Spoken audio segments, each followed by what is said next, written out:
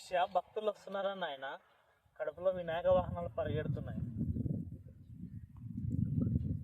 వస్తున్నారు స్వామి, కానీ ఉట్టి చేతులతో వస్తున్నారు. ఇంటి చేతులతో వస్తున్నాడా?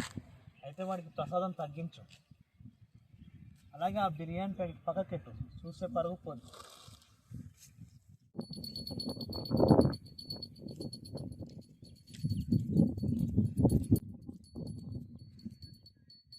మమ్మీ, నాకు ఉద్యోగాలు ఎక్కువైంది, కంటిన్యూగా నిద్ర లేదు. దీనికి ఏమైనా పరిష్కారం ఏమైనా ఉంటే చెప్పండి స్వామి. కూర్చో నాయన, అన్ని సమస్యల పరిష్కారం చెప్తాను కదా, కూర్చో. నాయన, నీ కష్టాలన్నీ నీ చేతుల్లోనే ఉన్నాయి నాయన. ఆ చేతుల్లో ఉండే వస్తువు ఏంది నాయన? అది ఈ కొత్త ఐఫోన్ స్వామి. మొన్నే నా కిడ్నీ అమ్మి కొన్నాను. అదే అదే నాయన నీ దరిద్రానికి కారణం. యాపిల్ గుర్తు నీ జాతకంలో రాహును రప్పిస్తుంది నాయన. అది ఎందుకు కొన్నావు నాయన? అది ఉన్నంత కాలం నీ అప్పులు తీరవు, నీ ఇల్లు అమ్ముకోవాల్సి వస్తుంది నాయన. కాస్త ఆలోచించు నాయన. దీనికి పరిష్కారం ఏదో నువ్వే చెప్పు స్వామి. ఒకటే పరిష్కారం ఉంది నాయన.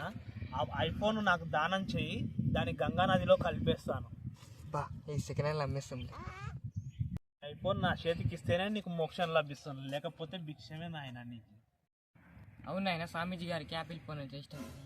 స్వామీజీ గారికి యాపిల్ ఫోన్ దోషం తొలగించడం అంటే ఇష్టం. ఇదిగో స్వామి, నా కష్టాలు తీర్చే చాలు. ఇదిగో తీసుకో.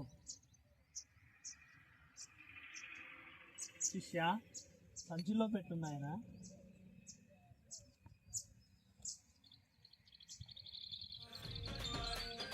స్వామి, దేవునికి ఐటెం సాంగ్ అంటే ఇష్టమా?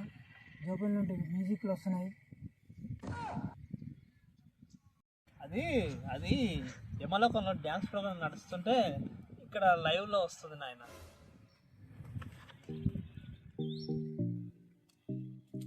అబ్బారావు, ఏంటా ఫోన్ ఎత్తలేదు? నా పదబాకి 5,000 ఇప్పిస్తారా? అరే ఏది నీ అవతారం ఏంది, నీ బొట్లేదు, నీవేంద్రీడా? ఈ ఇనాల్లో కొంచెం అర్థం చేసుకోవాలి నువ్వు. దొంగ స్వామీజీ, నా ఎప్పుడు కాచీరాని చూసినావా? శిష్య, మనకు తన్నులు పడేలా లగెత్తరా. పట్టుకోలేదు కొడుకునే. సమాజంలో ఇలాంటి దొంగ స్వాములు ఉన్నాడు, వాళ్ళందరినీ నమ్మకండి, గుడ్డిగా నమ్మి మోసపోకండి.